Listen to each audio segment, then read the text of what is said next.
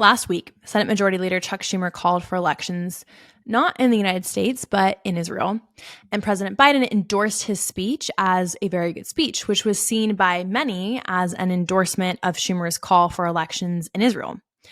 And this is not the first time that the Biden administration has broken the longstanding status quo in the U.S.-Israel bilateral relationship. So what is this historic alliance? The United States and Israel have been longstanding allies since the Cold War. JFK's administration saw increased military cooperation, and Nixon was the first to declare Israel an ally. There was an understanding during the Cold War that Israel was strategically important as the only democracy in the region. So the strategic alliance is rooted both in shared democratic values and in shared security interests, because our interests in the region are intrinsically linked to the survival and the security of Israel. In 1987, Israel was declared the first major non-NATO ally to the United States. And cornerstone to this alliance is respect for each other's state sovereignty. And what I mean by that is heads of U.S. government do not comment on the internal politics or policies in Israel. And likewise, head of Israel does not comment on the internal political or policy positions of the United States. And so regardless of whether there's a Democrat or Republican president, or if the governing coalition in Israel leans left or right, upstanding in all of the administrations and governing coalitions that have come and gone in the United States and Israel is a shared understanding of the importance of this alliance between the United States and Israel. And so this alliance both colors the United States' bilateral relationship with Israel, but also its interactions with other actors in the larger Middle East. So the Biden administration over the last year has broken with both of these key points. So first, they've disrespected Israel's sovereignty. And second, they've enacted detrimental foreign policy in the region that has undermined Israel's security. Back in March of 2023, Netanyahu's governing coalition introduced the Judicial Overhaul Reform Plan, which essentially sought to reform the judiciary through the legislature because Israel does not have a codified constitution.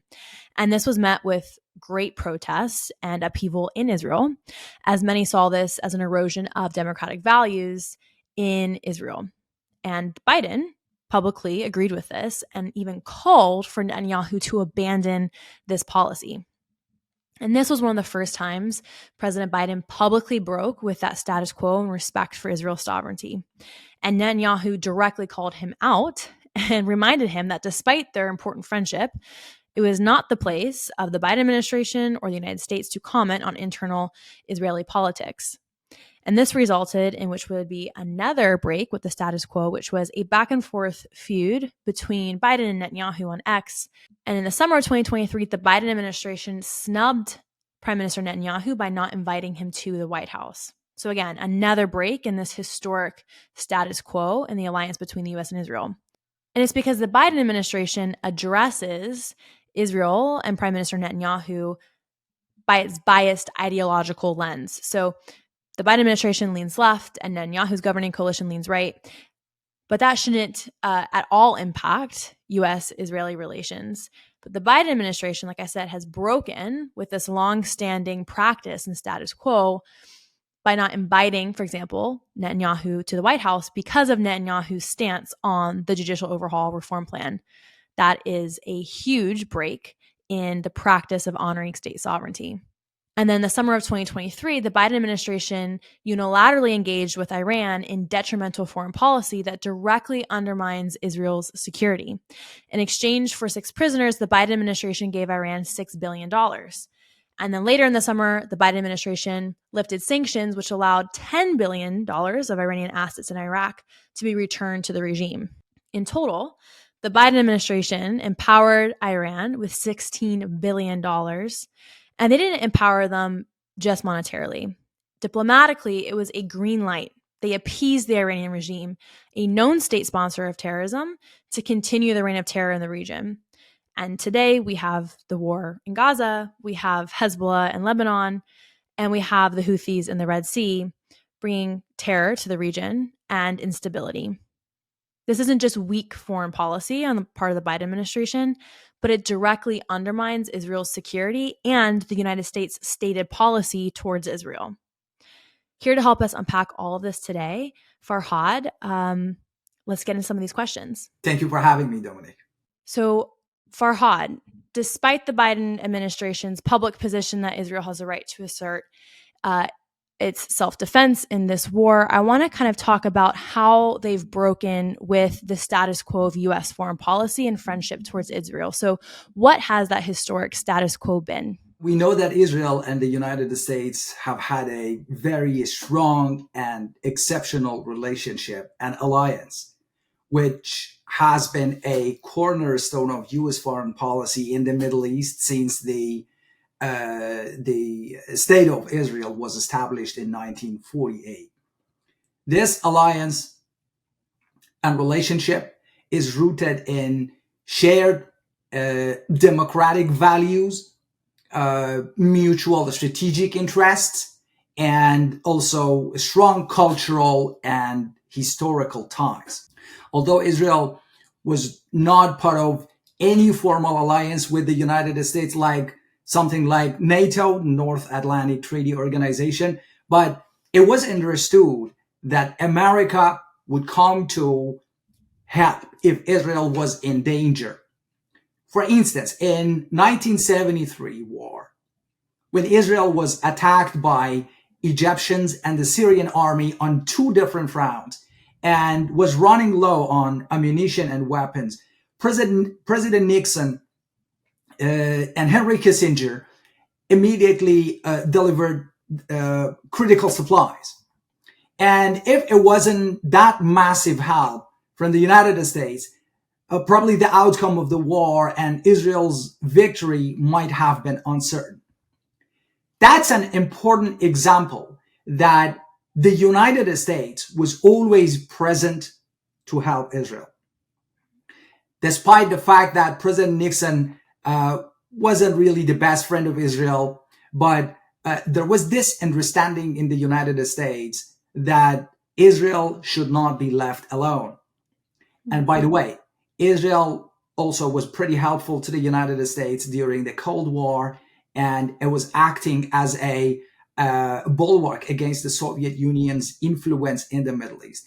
And then even after the collapse of the Soviet Union, Israel has been helping the United States in its fight against terrorism.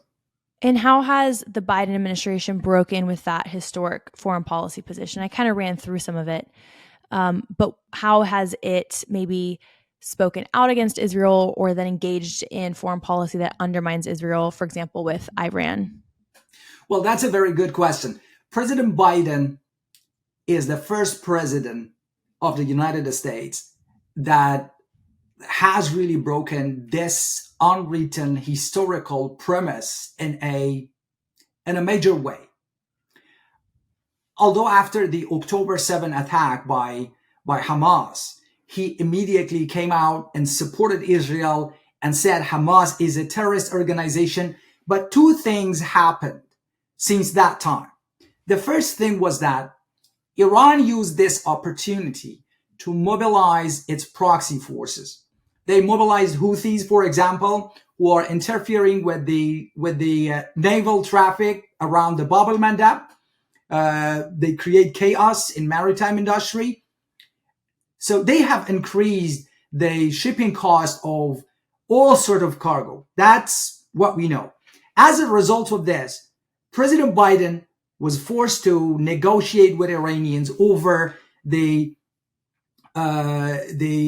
Houthis to persuade them to stop attacking the vessels in exchange for extending sanction waivers, which gives Iran billions of dollars, as you mentioned at the beginning. This kind of dealing basically demonstrates how Iran is using the Houthi rebels and other proxies to blackmail the United States. So that was the first issue.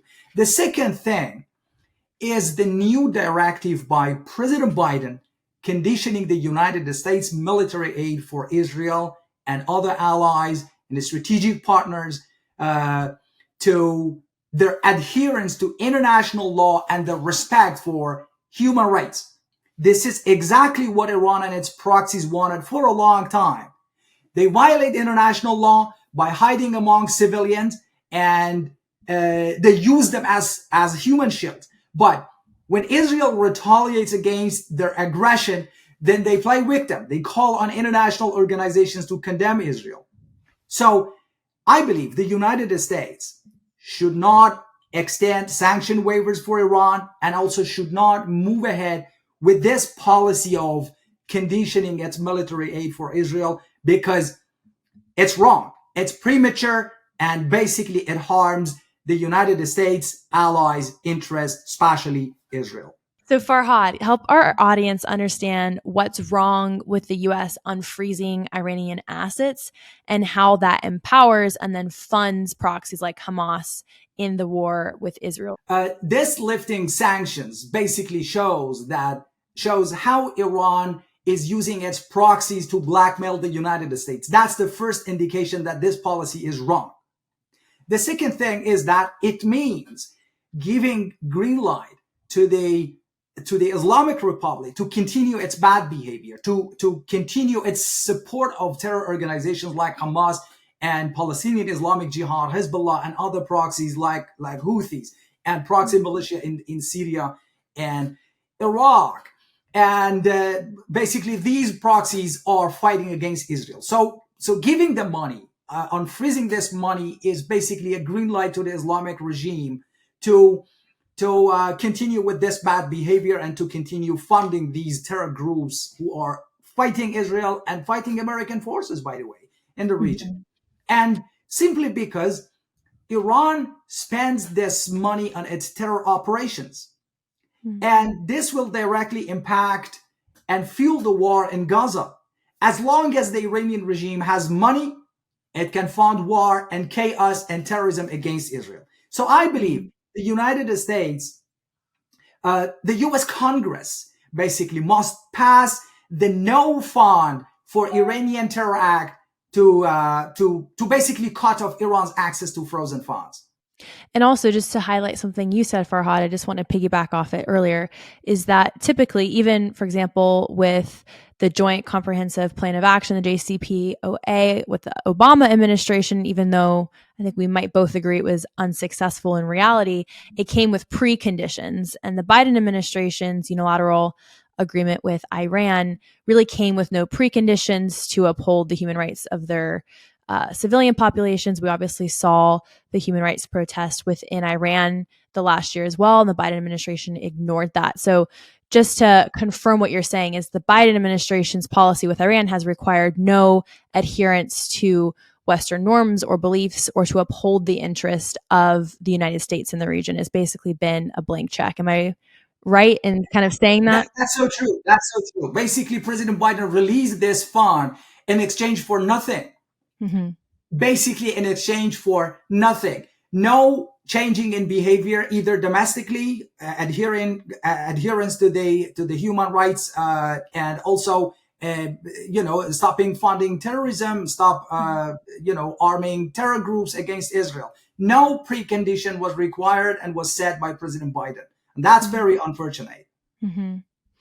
And in closing, Farhad, I just want to kind of better understand, how does that blank check with Iran and this soft policy position the Biden administration has taken with Iran undermine its long-term alliance with Israel?